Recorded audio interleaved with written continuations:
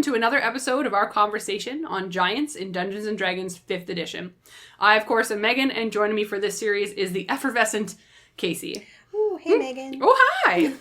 Alright, so this episode is going to return to our conversation on hill giants. You thought we were done, but we back for more! But wait! Here we are! Oh, man. But we're going to touch that once we, and by touch it, I mean not with like a 10-foot pole, because it's gross. If you haven't listened to the previous episode on hill giants, I absolutely recommend that you do, because we're going to go into a couple of details on some very specific hill giants.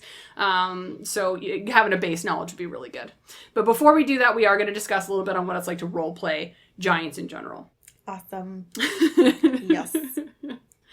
Now, before we pick up where we left off, Casey, in your opinion, which one is the sexiest giant so far? Which one is Daddy Giant? Like, who is Daddy Giant? Fire giant. Fire? Yep. I love that for you.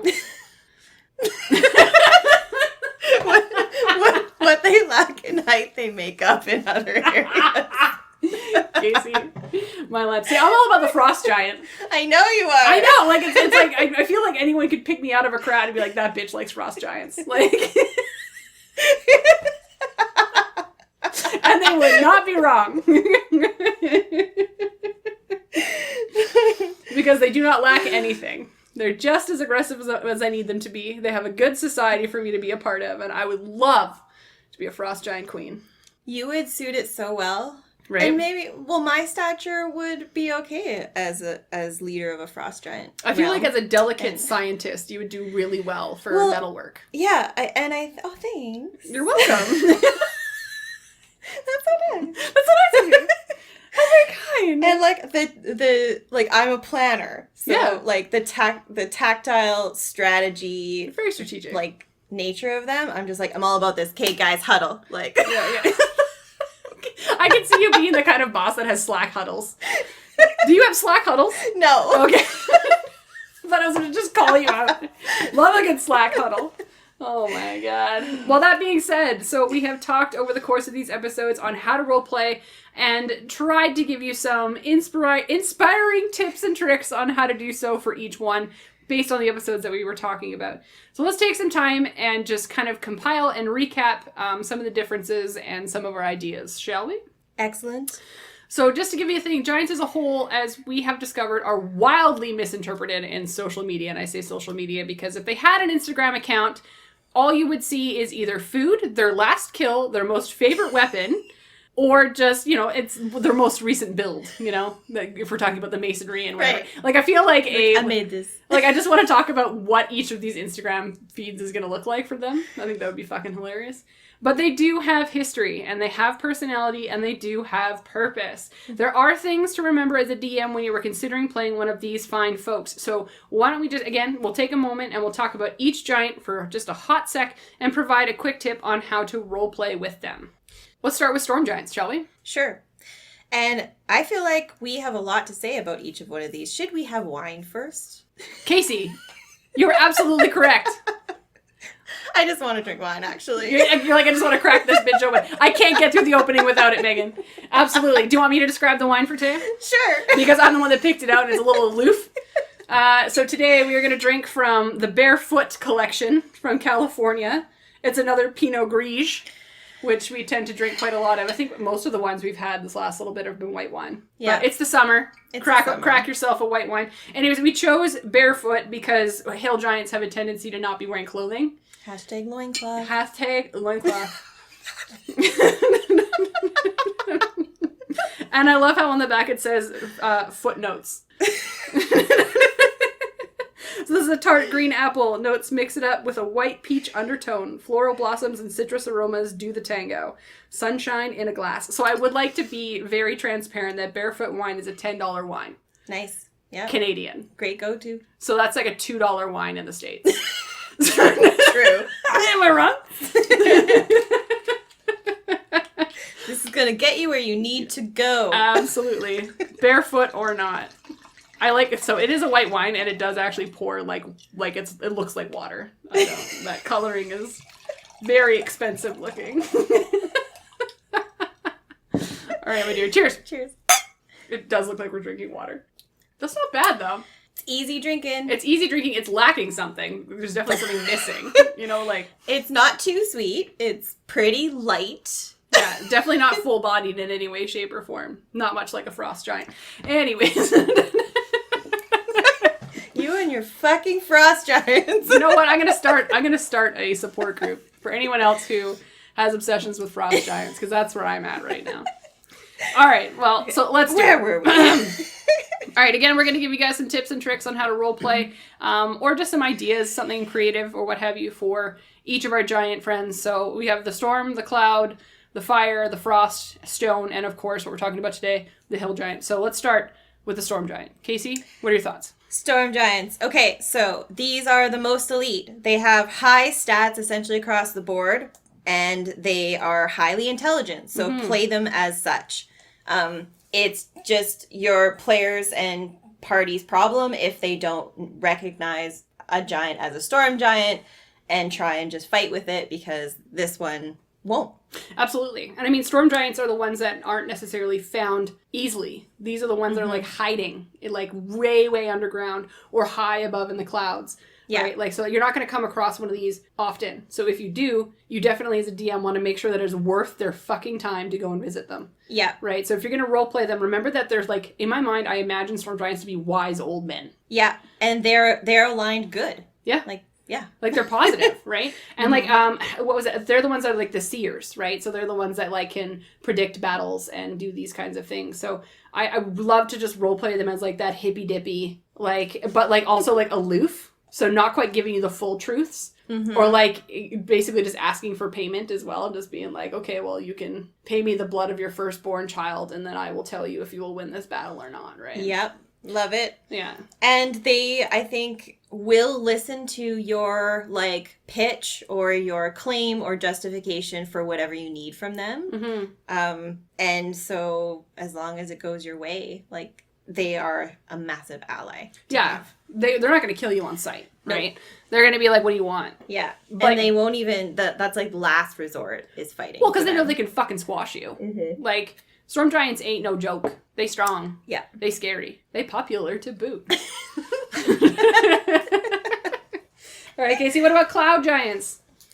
You have to play cloud giant as a trickster or and spellcaster. That's what they do. Like, they're one of the other few besides storm that can cast spells. And again, they won't automatically attack. That can't be your go-to as a DM, even if your party is wanting that to be the go-to. Yeah. They will assess the situation and decide, like, whether they want to engage. They might even observe and let you pass by.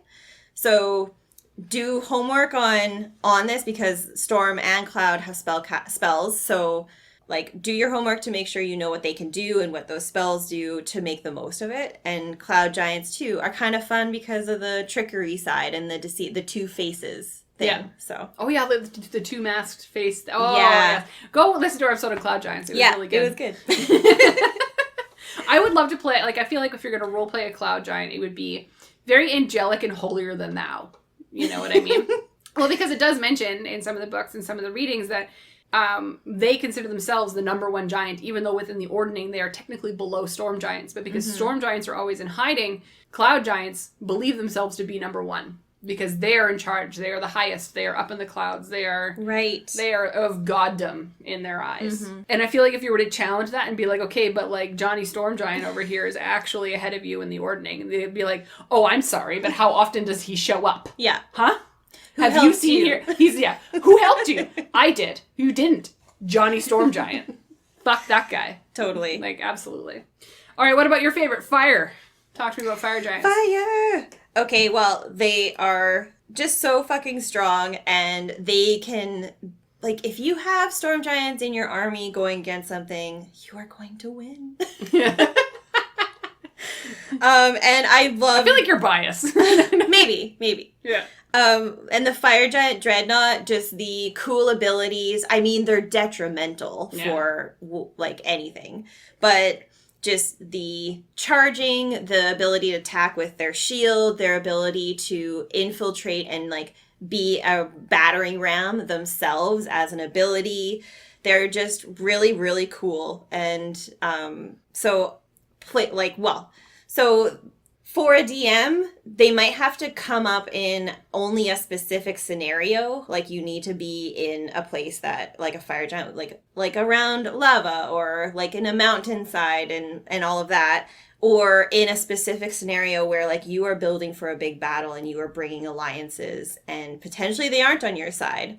But this is where you gotta play it as they do have not intelligence in the sense like Storm and Cloud, but they are strategic. So they are not just going to run into battle like all like chaotically. They are going to strategically like build a wall. Like, maybe that's why, because it's really Viking-like. It is. So that's the thing, is like, I like how you chose shield wall. I feel like you chose fire giants because they're very Viking-like, and I chose frost giants because they're very Viking-like. Yeah. But we are the opposites. Yeah. I love it. This is why we're doing We're this going to podcast war, together. by the way. Yes. We are going to war. Oh my god.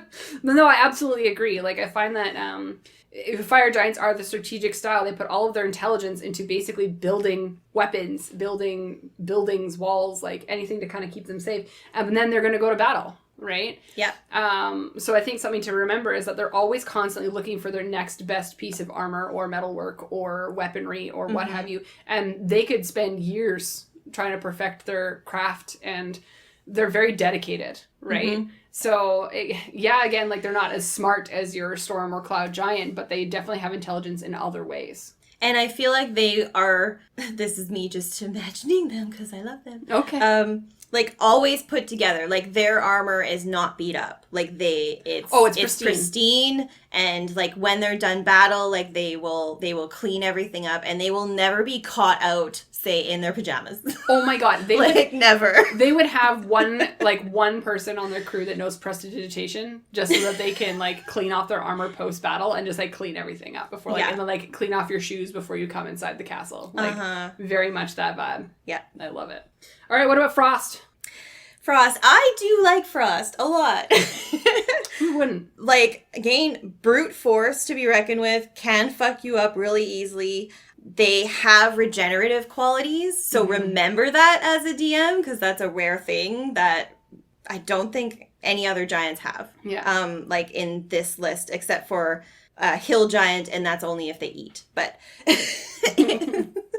But yeah, regenerative property, so keep that in mind. Don't forget about that ability. And they do fight to the death. So a lot of the other ones will get to low hit points in a battle, and they may retreat or they may try to negotiate. Like, they don't want to die. No. But a frost giant, to the death. Yeah. Every time. Like, 100%, like 99% of the time, 100% of the time. Yeah. And they will...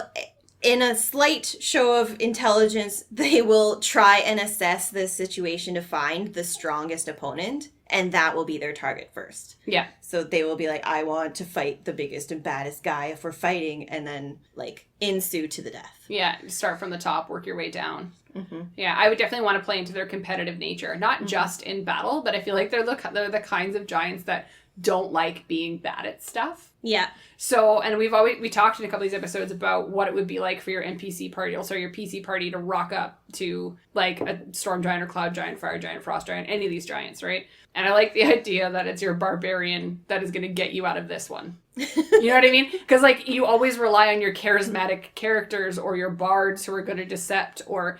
Like, anything to do with charisma is what you rely on when you're trying to get yourself in or out of situations or get what you want out of someone. Mm-hmm. But when it comes to Frost Giants, who's going to get you out of that situation? It's going to be your Barbarian and your Fighter, who are going to be like, nah, man, like, I will fight you to the death. Yeah. Absolutely. Absolutely. Yeah. I will fight you. And, like, so that's the one time where your Barbarian or your Fighter can shine. Mm-hmm. Right? So if you're having... group dynamic issues where, like, your Barbarian or Fighter is feeling like they're not getting a lot of table time because they aren't a conversational character, or they just built them to not be super conversational, but they're confrontational, give them a Frost Giant. Yeah. Like, and don't get me wrong, like, we've talked about this in the previous Hill Giants episode. Unfortunately, you're not going to really find these giants wandering around all willy-nilly. Mm-hmm. Like, you're not going to find a Frost Giant in the middle of the desert, you know what I mean? Like, it's just not going to happen. Yeah. So it is very specific, but I think that between Fire, Frost, and Stone, you can definitely find one of these to come up and fight with your Barbarian or your Fighter for sure. Yeah. But a Frost Giant would be dope to watch. Yeah. Yeah. Stone Giants. Stone Giants, the misunderstood giant, I feel like. Yeah. Like a place in my heart for their artistic flair and ability just to... They really like making things look pretty.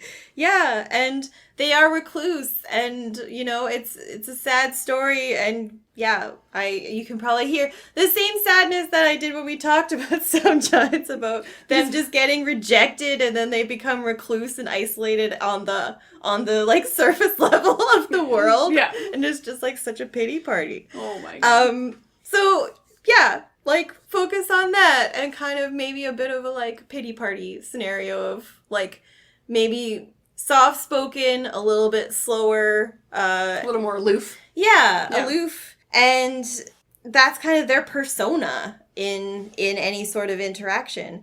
And definitely use stone camouflage, which is their coolest ability. So I imagine, like, if you come across or you're looking for a particular stone giant, I feel like on the DM side, you can imagine it, like, say, just whittling something or carving something outside, and then it hears somebody coming, and then it just goes like, oh no, someone's coming, and then it goes and just, like, stands along the wall of the cliff. It's like Kronk from, like, what is it, Emperor's New Groove, just yeah, and then just, like, camouflage, and then just lets them do their thing, and, like, it just, like, observes the party looking at their stuff. And then if somebody says, like, say, like, a barbarian, or somebody that always searches and investigates, goes and starts picking up, like, what they've been crafting, they're just like, like, that's mine. Put it down. They're just like, and then suddenly the wall will just move, and then there'll be, like, the stone giant there going, please stop! I've been working on that for months! It's been years. Yeah. Don't break it. Like, that's how the conversation starts versus, like, just battle. And then, but if you are in battle, like, they will destroy you by throwing rocks. Like, absolutely. So, they will crush you. So please throw a rock. Throwing rocks with a stone giant is very different than any other, because it's actually, like, a legit attack that does way more damage because they're really good at it. Oh yeah, because they do it for sport. Yeah. Like, they have competitions for this shit. Yes. Yeah. So do that if you're gonna play a storm giant. Oh yeah. They have or to throw stone giant. a stoned giant. That will be in the episode 8. Stoned giants.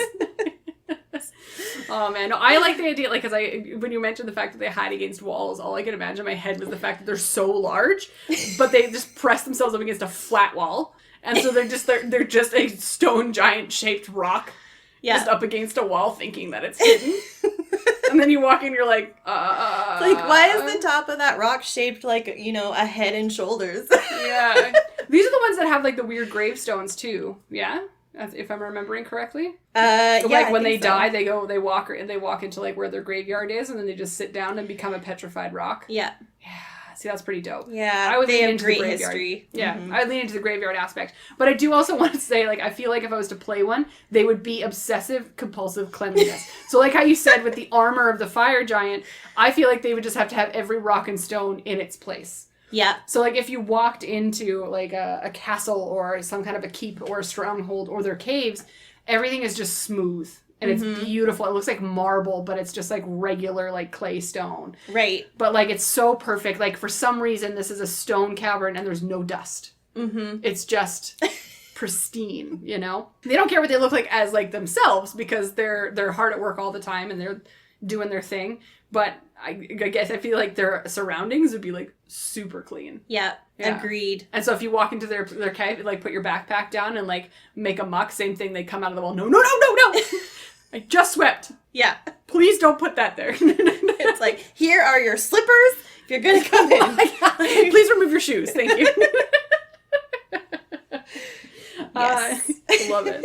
We're going to talk about Hill Giants a little bit more today, some more famous stat blocks, but what are your thoughts on Hill Giants? How would you roleplay that sucker? Really easy. Don't think about it. Just throw yourself at the party and you're going to battle. So there's no strategy. There's no, like, tactics. It's just, food. Yeah. I'm going to eat your party and it's going to be great. Yeah. I made a point of just saying, like, the worse that they smell, the more important they think they are. Yeah.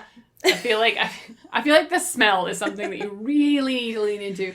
We talked about it a little bit in the last episode, but, like, even their caves, would reek. Like, leading up to their cave would reek. It would be like the bog of eternal stench. If you put your foot in there, you will smell for 1,000 years. Yeah. You know, like, it's just absolutely rancid. For sure. And that could even be a way, like, that... Like, if somebody rolls a decent perception, if you're traveling through a bog or a forest or something, and then one of the player characters picks up a stench of something like rotting, or like sweat mixed with rotting food mixed with bad breath. Yeah, just the whole 9 yards. Yeah. Some people might clue in that maybe there's a hill giant around, some may not, but that could be like a clue drop. Yeah. And look for the piles of vomit. Yeah. Oh, God. Follow the trail of vomit and you'll find the hill giant. What? So fucking gross. So those are some tips and tricks on what you can do to kind of play around with any kind of style of giant. Feel free to look back on a couple of our previous episodes, because we do talk way more in detail about the different aspects of each one, and different ways to use it within your campaign. This was just a little quick snapshot and recap of how we feel about these guys. And, like, I think that I can say that I like all of them. Mm-hmm. Like, there's a little bit of something for each one here. Me too. Yeah. Agreed. But one that I will revisit is Hill Giants. Mm-hmm. Mostly just because I feel that when you're presented with so many cool fucking things, you forget about the basics. Mm-hmm. And that's why I always say talk to your kobolds. You always forget that kobolds have a history. Kobolds have a reason for existing. Why not take the time to flesh that out and have, like, as a DM, it sucks if you fleshed it out and then the characters just killed them. Like, it's like, okay, that's nice. Yeah. But then that's your time to drop that Easter egg, right? Like, they killed this hill giant, but, like, you're unbeknownst that it's the only hill giant that knows how to vomit read. Exactly. And now you've pissed off a whole colony of hill giants because you killed their one person that could read their vomit. Yeah. Like, it gets something as simple as that. You know what I mean? Like, it's so many things that you can use with these. It's just so great. But that being said, I think today we're going to talk about a couple of more famous and or thought-provoking, already pre-done hill giants. I think we're going to touch on some stuff from Storm King's Thunder, some stuff on the Yawning Portal, but yeah. Casey, start us off. Chief Guh. Guh. Guh. Guh. All of the above. So, Chief Guh. It's a she. Yes, a she. Love her. She, despite not really knowing a ton about, like, the hierarchy, just wants to elevate the hill giants. Whether they're at the bottom, the middle, or the top, it's just like, elevate. Yeah, we deserve more. We deserve better. What a women's way of thinking. And being like, okay, we're the bottom of the totem pole, but let's be like the top of the bottom of the totem pole. You know what I mean? It's like, if we're going to suck, let's suck the best. Let's suck the best. You can edit that one out of it if you want to. It sounded differently in my mind. When I vomited it out, the prediction was not great.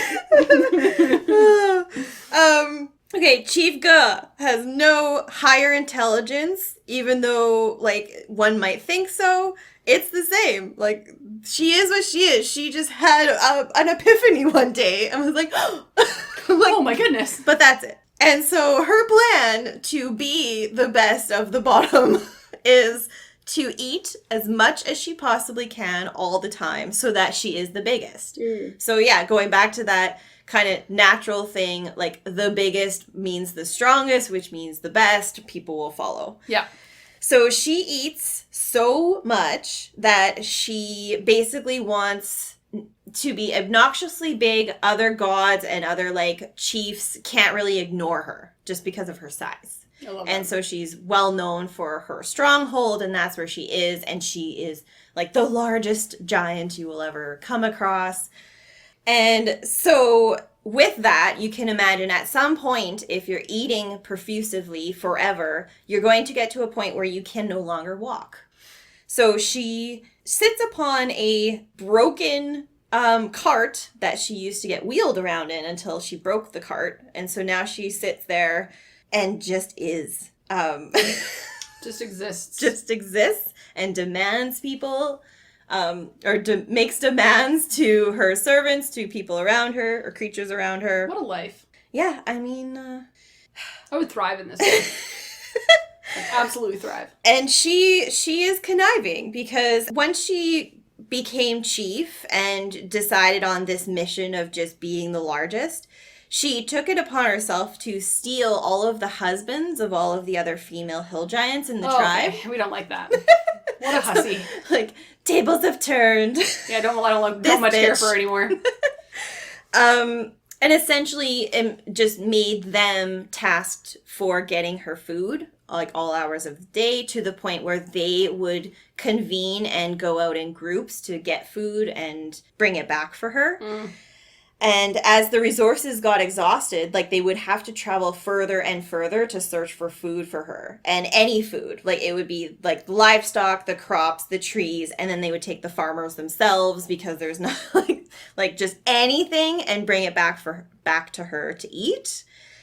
And so, as such, the other female hill giants were driven away. Like, she's like, you guys can get out. I'm keeping the husbands. This is how this is running. So they were driven up into the hills just outside her, like, the stronghold that she resides in. So this is kind of a bit of an opportunity for adventurers, if you are actually going through this storyline, is if you come across the other female hill giants in the hills outside of the stronghold, they could potentially give you valuable information, and because they are not on Guz's side. Absolutely not. So that, I think, was an interesting little thing. And they could maybe give you some, like, pointers and help on how to get in there for whatever you need to do. And their hope is that they can get their husbands back. Would you want your husband back, though?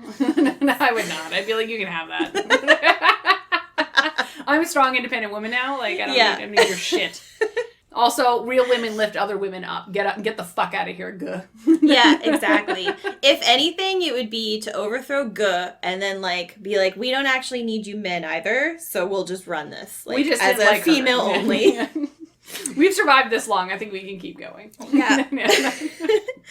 And in terms of stats, so there are some kind of major changes because of just how Chief Guh is. Yeah. She can't move, so she has, like, very, very low dexterity or none. Yeah. She, and, like, not just very large, think 20,000 pounds large. That's very large. So, like, she is a part of the architecture of the room. Like, if you're trying to search her out and you find her on her, like, broken down cart, like, it is not just this small thing. Like, 20,000 pounds is how big she is.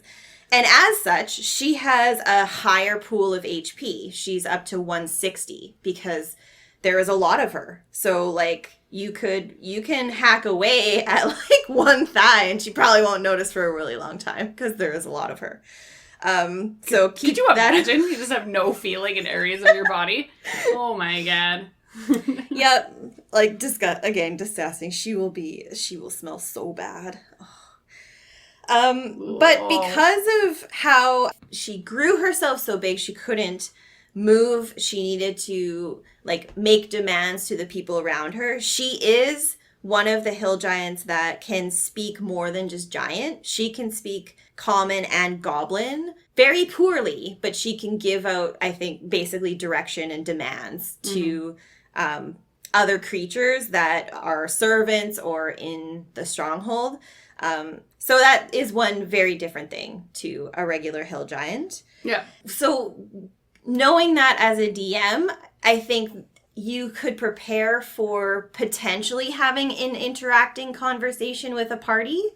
There might be one of the party members that tries to talk to her, and you can see how it goes, but it will still be very, very simple common. Like, she won't have, like, the intellect or ability to do a big conversation, but someone could try and talk to her. Yeah. How are you feeling? What do you need? And I don't know, when I haven't had the chance to play this type of character before, I think it would be really fun to play and be one of the most bizarre encounters for a group, because you're fighting this, like, giant mass of flesh basically, and somewhere in there is a face, and it's like, that used to be a hill giant. I don't know what this is. But you gotta hack away at it for a long time because it does have a lot of HP. That's fair. Yeah. What out of all those things about her, what is one of the things that you are drawn to the most and would want to role play out? Well, she doesn't have a lot of defense mechanism, especially because she's so large. Yeah. So I think she would try. I imagine her sitting there being like, arrowed and like slashed. She does have arrows and swords sticking out of her. And all she would be doing the whole time is yelling for like, not help, but yelling, demanding her servants come to help her. Like, be like, goblins, like... Assemble! Giants! I'm being attacked! Yes, and that's her only defense, is making a lot of noise to try and, like, demand her servants come help her. Yeah. And so it would be hilarious, because you actually can't really do much to the attackers. Right? Oh my god. But they're just going like, what do we do with this? I think it would be hilarious. Like, it's not in her kit, but I think it would be fucking hilarious. Because I imagine that she's so large, she has rolls, and again, doesn't really notice that you're there. So if you're walking past her or, like, going in for the attack, if she just, like, shifts, you get sucked in and grappled by one of her rolls. Oh my god! So then not only are you getting, like, arrows and swords sticking out of her, you also have, like, an arm or a leg of, like, a fallen soldier that got suffocated by being in between one of her folds. Oh my gosh, yes. So gross! I hate it. And it would fucking reek. Like, let's just remember, hill giants as a whole are smelly, smelly creatures. Yeah. So, like, I feel like she would be, because she's trying to be the biggest and, like, the most important, and you can't, like, it would just fucking stink in that room. Yeah. And she would be reveling in it. Like, she would bottle it up and wear it as a perfume. Yeah. Yeah. Yeah, because it would be power to her. Weird segue. Do you think that if you were to bottle up the smell of a hill giant and wear it as a perfume, that you would be, like, safe from hill giants coming after you? Like, it would almost be like a repellent? Because there'd be, like, other hill giants around, so they'd be like, oh, I'm in their hunting ground, and I don't want to be in their hunting ground because I don't want to share my food. Yeah, and they would think that it's just another hill giant passing through. Yeah, I think that would be a great little storyline, that if, like, you could bottle up her, because I feel like she'd be the stinkiest. Yeah. It'd be dripping off. You could, like bottle that up and, like, again, wear it as a perfume, and then you can walk through the land safely because no one would approach you. Yep. That would be really cool. That would be cool. You're welcome, everybody. All right, who's next? Well, now we are diving into Grudd Haug, which is actually the stronghold that Chief Guh resides in. Okay, so it's a place, not a person. So it's a place. And it's a pretty impressive place. I hadn't read a lot about this particular location before doing some work here for this podcast, but I would love to bring a party through here. There's so many different creatures that you could come across. Lots and lots of room. There's a wine cellar. So I'm like, okay, I love it. What a great way to cap off the summer series. So, Grudd Haug is the name of the hill giant's den, and it means river mound in giant. Okay. So, makes sense. I think it's kind of, basically, imagine a absolutely huge beaver den. Mm-hmm. So, between two hills in, like, the water, they've just dammed it up and created this stronghold. Yeah. Pretty crudely made. Like, they use, like, sticks and mud to make a thatched roof that you might be able to discern when you're rolling up. Crudely made fences, and the stench, like you talked about before. Like, you will smell it long before you get there. It would have, like, those hot stink lines coming off of it, for sure. Yeah. Yeah. Yeah, like con saves. I would do con saves. Like, or find a way to, like, plug your nose or, like, not have to smell. Yeah. Yeah, that would definitely be a tactic here. If you're bringing a party through there, remember, like, essentially, the hill giants are running the place. Mm-hmm. So the intelligence generally is very low. Like, if you're coming up to Grudd Haug, like, don't expect a big fortress with strategic defenses. It's not going to be there. Yeah. And they're probably, if somebody just decided to say, go defend the door or go watch the door, there's going to be a hill giant just standing there. Like, they're not, like, it's not going to be well protected, but there's going to be a lot of different creatures there for whatever reason. So you have to, like, keep that in mind. So you're going to come across hill giants that are male, and then Chief Guh, because she got rid of all of the female hill giants.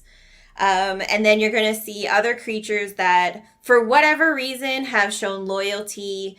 Potentially because she's so big, they're like, oh, okay, we don't want to mess with you, like, yeah, if whatever. we go back to their, like brass tacks roots here. Like, Yeah. remember that hill giants respect size, and that is what determines stature. It has nothing to do with anything else. Yeah. So, of course, they're going to be like, oh, yes. For sure. Yeah. And so in that way, Chief Guh has gotten some deals and alliances with like neighboring farms or neighboring residents that are goblinoids, orcs, hobgoblins, like think that style of people that she might have an alliance with. Yeah. But that's as far as it goes. Like, the second she dies, they're not going to go to battle for the sake of Chief Guh. Like, they're going to be like, well, shit, okay, well, what's the next biggest hill giant? Like, it's just, there is not really, that's as far as it goes. It's like, okay, for now, it's in our best interest to call you, like, the one making the shots. Yeah. But, yeah, it's fleeting generally. Yeah. So what do those alliances look like, then? Is it like an alliance specifically just so that they can feed her, so that their colonies aren't destroyed? Like, what do those relationships look like, do you think? Yeah, it seems that way. She has now a big army of male hill giants to collect food. You can ally to potentially, like, we will protect any attacks from the east if we have a percentage of your, like, food that you bring in. Okay. Or stuff like that. Like, it's just, hey, let's help each other out here. Yeah. Do you agree? And loot. So with everything that is being brought in for her to consume, like, there is all types of creatures, right? So there's, like, jewels and valuables and stuff on, like, their in the armor clothing. and shit she would have no reason to use. No, she just wants to eat. Yeah. So all of that stuff will just be compiled. Mm-hmm. And so some alliances I think are also built on that, even over food, for sure, because she wants to eat everything. So it's like, okay, we will do whatever for you, and we get the loot off of the like clothing and carriages and stuff from the villages that have been pillaged. What a great like little trope that would be, that you come across like a little kobold encampment that has camped out here because they know that they're going to get all their goods and riches that they're going to get for their cult worshipping dragon. Yeah. Like, you know what I mean? Like, I feel like there would be there'd be like a treasure seeking dragon that has a cult of kobolds that has struck a deal with her for the riches. Yeah.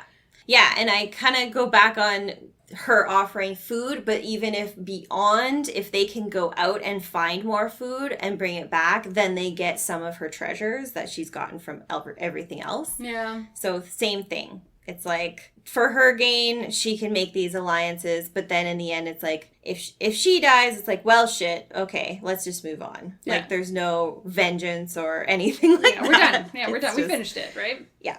That's awesome. Cool. Yeah, really interesting location. I would love to take a group through here. There's a lot of cool shit. It sounds neat. Like, and don't get me wrong, I love the fact that it would end with potentially being in the chambers with Chief Guh. But, like, to your point, like, I think that wandering through, meeting some of these allied, like, colonies along the way and figuring out what their stories are and what they're getting out of it, and, like, or, like, they're in trouble or something, and Guh is going to come and destroy them all, so you have to kind of help fend off Guh and save this tribe or what have you. There's a lot of flavor and story without even having to go into it. Yeah. Like, you could do a lot that just surrounds it if you wanted to. Mm-hmm. But, you know, I love it. All right, but now we're going to move on from Storm King's Thunder, and we're going to jump into the Yawning Portal. Wine top up. Wine top up. All right. So, within the Yawning Portal, you will come across a bunch of relatively popular and annoying hill giants. Not only will you come across the chief, which we talked about in the previous episode, and the chief's wife. Mm-hmm. What were their names again? Non-smart. Non-smart? I don't think that's right. I got it. It was so long ago. I know. It was like forever ago that we recorded that episode. Chief Nosra. Nosra. And Chief Nosra's wife, Grutha. There we go. Within those same chambers, you're going to come across a couple of different types of hill giants, such as the hill giant subchief, which is found at the head table along with the chief and his wife. And he does, however, not use hill giant stats. He uses the stone giant stats. Save, of course, the camouflaging of the stone. So he can't cool. he can't wall camouflage. Okay, can. Okay. Can't. Yeah. Cannot. But he can do everything else. So that means he has an AC of 17, which is much higher than your classic hill giant. In fact, that's 4 higher than your classic hill giant. Yeah, that's a decent amount. And then has at least on average around 30 more health pool. So they're a little bit stronger, a little bit heftier. They do have an increased strength and con, and they do have the rock catching reaction. Nice. So you remember how like stone giants had the ability to react and catch the stone because they throw rocks as a sport. I feel like it would be e-casted as a sport. Like it would just, anyway, it'd be fucking hilarious. They also have added proficiencies in athletics and perception. Again, that checks out with the fact that they are active in rock catching, rock throwing, the whole 9 yards. Not to mention, he also has dark vision. Oh, yeah. Yeah, because stone giants, they're underground, the whole 9 thing. So, for simplistic comparison, he has a challenge rating of 7, whereas a classic hill giant has a challenge rating of 5. Okay. So they're just heftier, big. Well, the hill giant sub-chief is just heftier, bigger, be a little bit more difficult to kill. Even though it looks like you're fighting a hill giant, you are not. You are fighting a stone giant. Right. Which is a little bit frightening. Yeah. You can potentially be caught out, especially if you're if you've gone through several hill giants to get to that point, you can the barbarian will be like, okay, here we go again, and roll in, and then get fucking rickrolled. Yeah. What do you mean my 16 doesn't hit?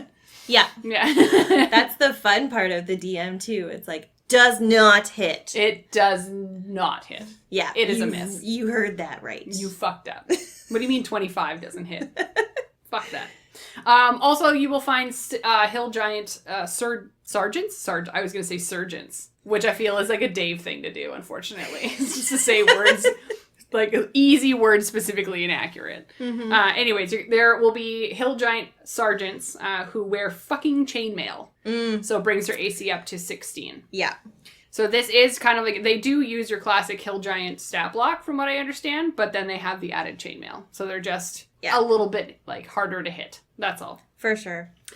And then along with that, you're going to get your hill giant servants and your young hill giants. And they use the ogre stat block.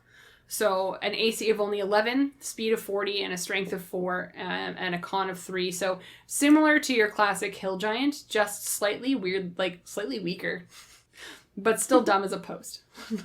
Yeah. They still have an intelligence of -3. Like, so, those are the 3 that you'll kind of, like, come across within the chambers of the Yawning Portal if you're going to be taking on the chief and the chief's wife. So, looking at those 3, would you ever use one of these in your campaigns? I know we talked in the last episode about using the chief and the chief's wife, but do you have a desire or a strong desire to pull one of these out into a campaign world? I think you could use the sub-chief or sergeant for sure if, say, you come across a group of hill giants that are traveling for whatever reason. Say they've been instructed to go to a different stronghold, or they've been instructed to move, and you encounter the group of them on the road, then in the group, just in classic battle scenarios, there's like the more elite version of the group. Yeah. So like the captain fights the captain, and like you navigate through the battlefield to go after them. I love that. And that would be one of these. Yeah. This would be where you could throw that in and use the stat blocks for this one to be kind of one of the leaders. Yeah, I feel like you can definitely pull these out and utilize them in like a colony, like you were saying, but I feel like this is going to be a more well-established and organized colony of hill giants. This isn't just going to be your random run-of-the-muck, you come across one in the wild. No. They're protecting something. They're protecting someone. Yeah. They are of a higher stature. Yeah. So you're not going to find them wandering around. You're going to find them with the person they're protecting or with the... They have direction. They have a job. Or instruct. Yeah. Yeah. They have a job they're trying to do. Yeah, a little more organized. And I feel like they wouldn't attack you unless attacked or feeling threatened. Because I feel like they're like, okay, well, I need to stay alive to protect the thing that I'm protecting, so I'm not just going to hit and kill everything that I can see like the other fucking hill giants do. Yeah. Yeah, very much so. Yeah. How do you feel about changing and adjusting stat blocks, by the way? So, like, I know we've talked in the last couple episodes where, like, young giants tend to use the hill giant stat block as opposed to, like, making their own, like, young storm giant stat block. We just use and pull the hill giant one. Or, for instance, in this case, we're taking the young hill giants and using the ogre stat block. So how do you feel about utilizing other stat blocks for a different style of character? I'm a rule follower, and so I like organization and less chaos. Yeah. So, like, this is why, you know, I admire people who can homebrew a campaign and bring a whole bunch of, like, innovative creativity and mishmash, because it is really fun, but it's a lot of work. Yeah. And my brain just kind of goes, there's too much. And I will spend, like, 3 years trying to make a home campaign because I just can't decide. Yeah. So I prefer having proper direction. So I like that it's like this, it makes, I'm data driven. So I mean, you're a scientist, so yes, that makes sense that you're data driven. Yes, I'm data driven and structure. So I like when you're given like an alternate, like the young hill giant or a slightly elevated hill giant, and they just direct you how to do it. It makes sense then, safe, to use the orc stat block. Because in my mind, too, it would be like, well, if you threw all of these out there and it was the same stat block, it's like, why? And so I appreciate following the direction here, and I would. I would just use it as it's said. Yeah. And accept it. I feel like listeners can be like, oh, you're a type, whatever. If you're profiling me as a DM. A-type personality over here. Fucking scientist, brilliant woman. Yeah, you could have your own harem if you wanted to. Yeah. Absolutely. Yeah. Follow these rules. You are acceptable. Here's a list of things that I need that are required before you can be within my presence. And if you're taking this title and this responsibility, here's what you do. Yeah. There you go. You get one piece of chainmail for being my guardian, and that's it. Yeah. That's it. If you ask for anything more, you're fired. Yeah. Full stop. Yeah. What do you think? I honestly, like, I'm one of those people where, because I feel like they took a lot of time with other monsters and other creatures to make, like, if you think dragons, of course they're the most important creature within Dungeons and Dragons, and I say that loosely, and I'm going to get attacked on the internet for saying that. But with dragons, you have your adult dragons, your elder dragons, your young dragons, your baby dragons. You have stat blocks for each fucking one in the book. Right. So it seems weird that they didn't take the extra 2 seconds to make different. But I mean, it would be a lot. Like, because if you think of hill giants, there's like, 6 types of regular, like, structured giants. And then if you were to make like a youngling version for each one, that's 12 stat blocks, right? Yeah. So then the elite ones. And then the elite ones, and then like all the special storyline ones like we just talked about. Like, there's a lot. So I do find it is very handy and helpful to be able to say, yeah, absolutely, it is this character, it is this creature and monster, but just use this stat block because it's the closest thing that's going to happen. Mm-hmm. And then it does kind of lead to a little bit of creativity, because like if you were to pull from, like, let's say we're doing a youngling of something and you use the hill giant thing, for some reason whatever you're playing can now throw rocks. Mm-hmm. Which might be a little cute thing. Yeah. It's like, it throws rocks. Right? True. So you can pull inspiration from other stat blocks when it tells you to use others. Yeah. Right? So. And if you looked up the orc stat block and you really hated it, and you could just use something else, and like nobody's gonna know. Nobody's gonna know. How are they gonna know? I mean, Dan would know. Dan would 100% know. Fuck, Dan would know. Dan would know. So if you ever DM for Dan, you cannot fudge the stat block. He will know. Yeah. Adam will know, but he won't say anything. Dan will know, and then he'll just be a dick about it. Because he can't not say it. Yeah, he can't not. You can tell when he's trying not to burst. Spill the beans. It's like, you see this pressure building up behind him. I just love it. It's like, don't talk about this. 5 seconds later, oh, this! And you're like, okay, Dan, sit down. Yeah. I'm glad that we finally got to a point in this series where we made fun of Dan for a hot second. Yes. I feel like it hadn't happened yet, and we needed to have that moment for ourselves. Awesome. All right, so there are a couple of other famous hill giants that we kind of want to touch on before we kind of wrap up our lovely conversation on these folks. So what do you got for me, Casey? In talking about just how different strongholds are set up, there's no strategy, there's no real tactics, but someone at some point goes, well, someone should stand outside the doors of our keep, right? That sounds like a smart idea. Yeah. So you'll come across Cog and Tug. This is in Storm King's Thunder, yeah? Yeah. Okay, yeah. Cog and Tug. There's a lot there. Yeah. Moving on. I'm going to allow the internet to give us their best puns on that, and we're just going to let it fester. So these are two hill giant guards in the Storm Giant Stronghold Maelstrom. So if you ever come across Maelstrom, you might come across these two comrades. They are your classic, really, like, non-intelligent duo with very, very simple tasks, like stand outside the door. But they're like, but why? Yeah. But they're like, all right, sure. And so they do that. Yeah. But they are very simple and in true hill giant form. Like, if you walk up to the doors and they're like, stop, and you say, hey, no, we actually need to talk to so-and-so. They're expecting us. They'll go, okay. And then not smart enough to let us take you there. And yeah. Yeah, this is like, okay, I'm trying to think of, what are their names in Hercules? Hades is, what are the two? I know what you're talking about. Fuck, I'm gonna have to Google it. Pain and Panic.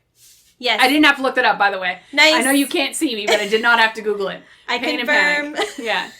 Pain and Panic are the two that I was thinking of when you said that. Like, they have a job, but they're useless. They have no idea what they're doing. They're wearing Hercules as merchandise. Yeah. Yeah.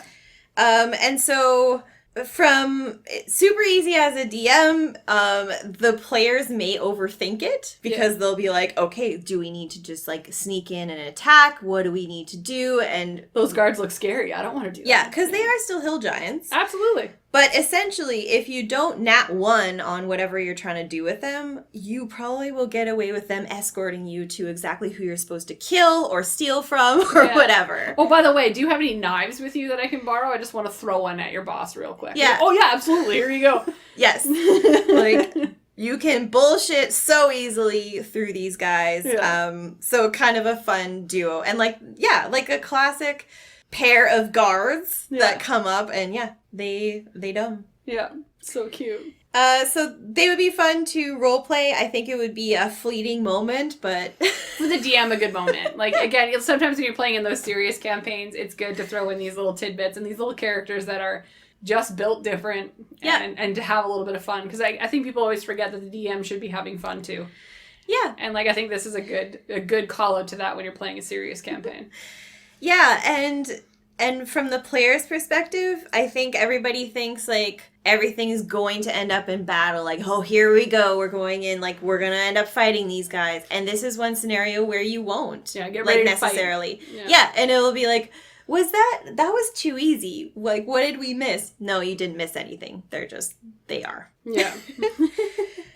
And another one that is notable is the Keeper, and this is also in Tales from the Yawning Portal. The Keeper resides in the dungeon level of the Hill Giant Stronghold from this story arc. Okay. So he essentially is exactly what you expect. He is, like, for whatever reason, ended up being responsible for the like guarding the dungeons of the stronghold. So hasn't seen the light of day in decades. Just lives down there, hunchbacked, cruel, gone a little bit mad, so is wicked, has no empathy, no remorse, just deals with people coming and living out the rest of their days there and no real other interactions. Fair enough. So if you are needing to go down and potentially like save someone from the dungeons, or you come across the Keeper, it will be a little bit more beefy than a regular hill giant, but not that bad. Yeah. Also has 2 pet apes, which is interesting. So I think he like positions them at doors. So you might come across just an ape when you open the door instead of what you might expect. Yeah, absolutely. So that's kind of fun. He uses a battle axe, and so that actually gives him a 15-foot reach. Yeah. So like keep that in mind, and definitely make sure you do that with as a DM. Mm-hmm. And yeah, he is a bit more beefy. Like I said, he uses stone giant stats, just without the stone camouflage ability. Yeah, so similar to The one you just The one said. I literally just talked about. Yes. Oh, the chief, the sub-chief. Yeah, the sub-chief. Yeah. So, yeah, similarly, just a little bit more challenging as it should be if it's kind of guarding or managing the dungeons. So you got to go through a bigger guide to get to the final guy. So imagine if there was a Mouth of Gerlantor in the dungeons after you just fought that guy and his apes. Yeah. I like that. Yeah. That's super cool. He can't be negotiated with, really. He's just there to do his job. There's no point in communicating with him, so that's how you play him. So he'll put up a decent fight and will fight to the death, essentially. Yeah. Like, you gotta kill him to move on. This is a murder it. You can't actually converse with this one. Which, weirdly enough, is like a big contention I find sometimes at D&D tables, when there's always that conversation of, you don't have to fight it, or don't be scared to run away, or don't do this. But there's, weirdly enough, this odd pressure, I don't think we talk about enough, on players where fighting is the bread and butter of D&D. That's why they create stat blocks. That's why they create weapons. That's why they do all of these things, is because fighting is the basis of this game. Yeah. It is not necessarily to be a charismatic talking person. We just do that as players because we like it. Mm-hmm. They write stat blocks and give us alignments, and they give us talking points, and they give us these things so that we don't have to use our creative brains. Right. We can use our analytic scientific brains, but that means that it will usually always lead to fighting. Mm-hmm. Because that's just what the game was built to do. Yeah. And this one, the Keeper, is that weird one-off like situation where it's not negotiable with. Mm-hmm. So if you have a crew of people that's just like, no, like, we want to play this game on the up and up, and we want to play it on the up and narrow, and we're not going to kill anything, you're going to throw one of these at them, and they're going to be super confused, because they're going to be like, okay, well, you as a DM, you should be giving them the option that there's a way out if they talk, there's a way out if they negotiate, that there's a way out if the bard seduces the dragon. Like, there's always a way out. Right.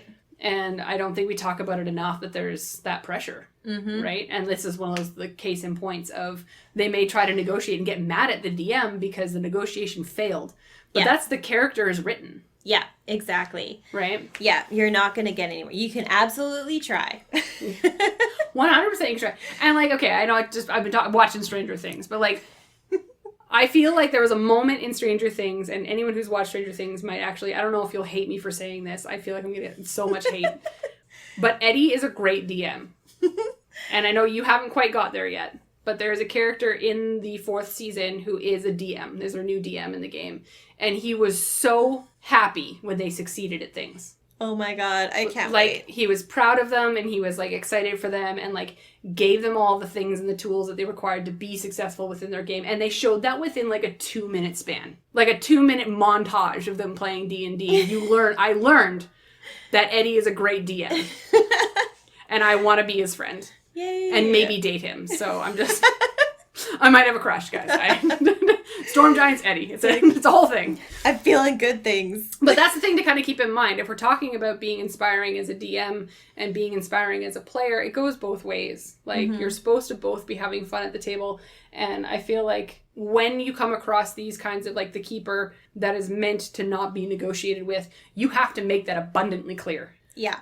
That you just be like, I'm sorry, I'm here for this job. I will kill you if you step forward. Yeah. Like, do not give them the option if you know that they're going to attack. Like, otherwise you're going to disappoint your players, and they're going to be like, well, I just wanted to be friends with it. And it's like, okay, well, sometimes you can't be friends with everything, Jeffrey. You just can't.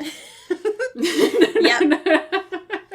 Yep. Sometimes you just gotta power through and demolish them and move on. Yeah. Or if you can't, you go back and you recoup and you try it. Yeah. Because that's the only way. There's nothing wrong with failing and then, like, leveling up and then coming back to it. Yeah. Right? Like, that's the whole point of, like, every fantasy series is written that way. Yeah. That they fight the big bad at the beginning and lose. Yeah. And then they're like, okay, well, now I know what I need to do and what I need to be to get there. And they spend their lifetime building themselves up for this final battle. And then they decide, no, I'm a good person. I don't want to fight you. But there are those often times where, like, they do fight and they do win, which is dope. Yep. Yeah. Dragon Ball Z, case in point. But, like, that's just how, like, again, it's written that way.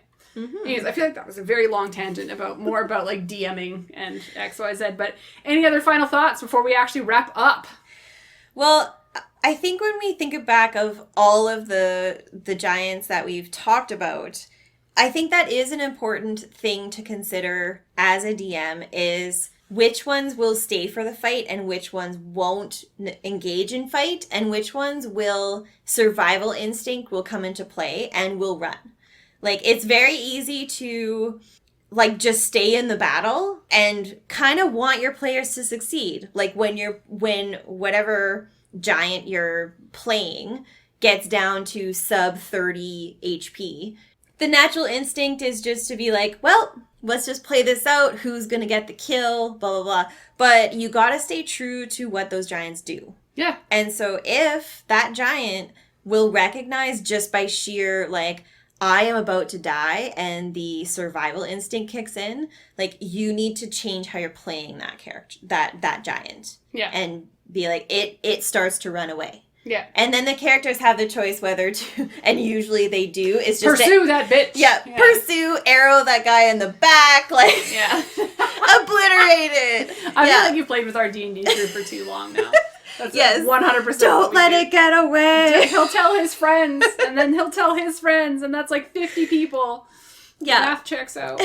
But keep that in mind with every type of giant we've talked about, because they are all a little bit different. Like, frost giants will fight to the death. Yes. They stand their ground. Yeah. Some of them will decide they are too fucking beat up and be like, I am out. Like, let me please just live and I'll be out. And other ones will absolutely refuse to even do battle because in 2 rounds it's over. TPK. Yeah. So keep that in mind. They might even look at you and be like, okay, well, you're not even worth my time. Like, exactly. I'll just squish you with my foot and that will be the end of it. Storm giants won't even fight you. No. They'll just be like, okay, you're being stupid, and like snap their fingers and then you poof off the face of the earth. Like, yeah. Like, there's just so many different things that you can utilize when it comes to role-playing these characters and taking into consideration the joy that your team is going to have when you're playing with them, right? Mm-hmm. Mm-hmm. So, I don't know. Giants, I was not big on... Casey, now that we've done this series, how do you feel? Like, I feel like we've fought giants before, and we've utilized giants before, but do you feel like you would want to use them more now that you... Absolutely. Yeah. As sources of key information, as sources of key allies, and then as sources of major, like, kind of big bad guys or big end game guys you could do in a one shot. Like, yeah, I would use them a lot more. I freaking love Storm King's Thunder. I'm obsessed now. It's so good. Yeah. I'd love to play a campaign in it. Yeah, no, 100%. I agree. Yeah. And like, I think the thing that always has stuck out to me through every episode we've played is the language. Mm-hmm. And I think it's because now I've realized that the language predates the creation of dragons, the creations of worlds. Like, it was the first language, basically. And again, you can come at me in the comments if you want to, if there's other theories and other things out there. But it is one of the more original primitive languages that is like a lost language. It's like Sanskrit to us, right? Like, so it's one of those things where if your character knows how to speak and write runes and deal with giant language, like, give your players access to historical information. Yeah. Like, it's just there's so much you can do. You don't even have to use giants themselves, but use their language, use what their layers look like, use, like, their history to be like, okay, well, we can't go in that area because we will come up to fucking Guh. Like, you know what I mean? Yeah. Like, Guh resides there. I'm not going there, right? Like, and it's the same as, like, hint dropping that stuff. Like, you come across a cult of kobolds, and they're just like, oh yeah, we're collecting riches and treasures from Guh for our Dragon Master. Well, your focus as a team is going to be the Dragon Master, but you just, like, word vomited something that maybe one player on your team is going to be like, oh my god.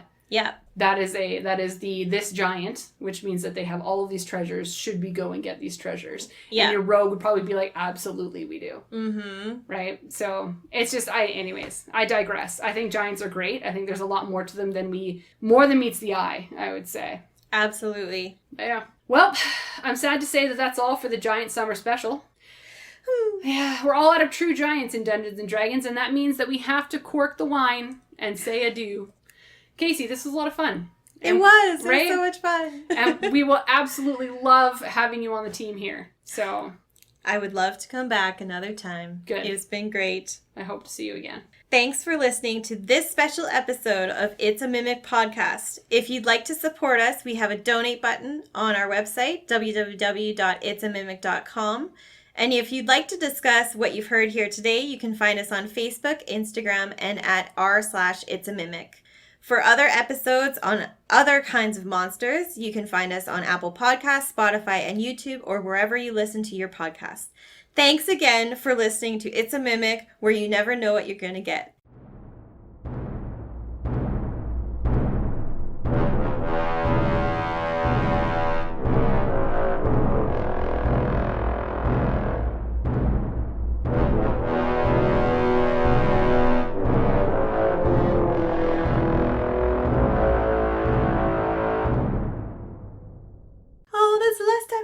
I know. So I'm glad that I'm glad we started this episode with Daddy Giants. Oh, so good.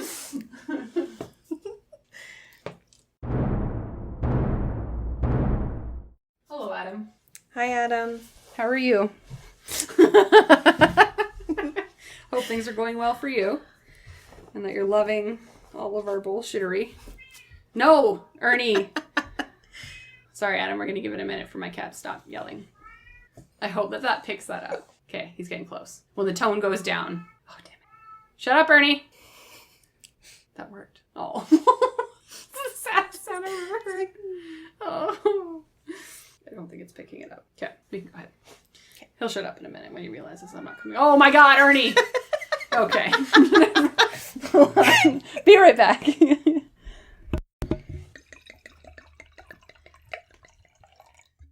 Cheers. Cheers.